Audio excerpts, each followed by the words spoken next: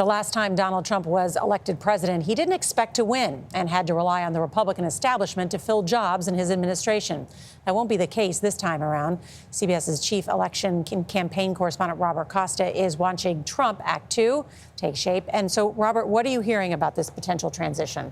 Norah, this is so different than what we saw in 2016 when Trump first won the White House. Now the president-elect has this wide circle of influence. Elon Musk, one of the richest people in the world. Donald Trump Jr., a family member. Tucker Carlson. These conservative figures, people from Silicon Valley, Wall Street, all have President-elect Trump's ear, asking him to consider different kinds of people to staff this administration, not just traditional Republicans like those he turned to back then. How much of a fundamental shift will it be? This is a seismic shift in American policy. It is an overhaul, potentially, based on my conversations today, of the executive branch. President-elect Trump wants loyalists in there, and he also wants people who are willing to shake it up. That means the intelligence agencies, the National Security Agency, the CIA, the State Department.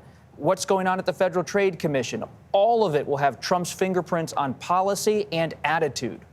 You know, and it's interesting with this cabinet and other figures, they will be able to get them confirmed because of this Republican majority in the U.S. Senate, right? And many Republican senators privately told me today they are already speaking to President-elect Trump about moving quickly on confirmations. And if they think somebody's going to be tricky, they're ready to have certain nominees serve as acting secretaries. So they want to get moving on the agenda, even if these confirmations get stalled in the upper chamber. And of course, one of the first things he has to do is the renewal of those Trump tax cuts. And if he has a Republican majority, not only in the Senate, but the House, who knows what may happen?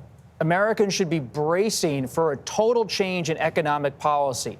Republicans, likely controlling Capitol Hill, will be able to extend the Trump tax cuts from 2017 to a certain extent, as well as have sweeping tariffs across the board. Coupled together, that will be the Trump economic plan. There's a lot of change. So much change. So much change. We saw the market reacting to that today. They like the deregulation that's likely on the horizon. Robert Costa, thank you so much for all of that.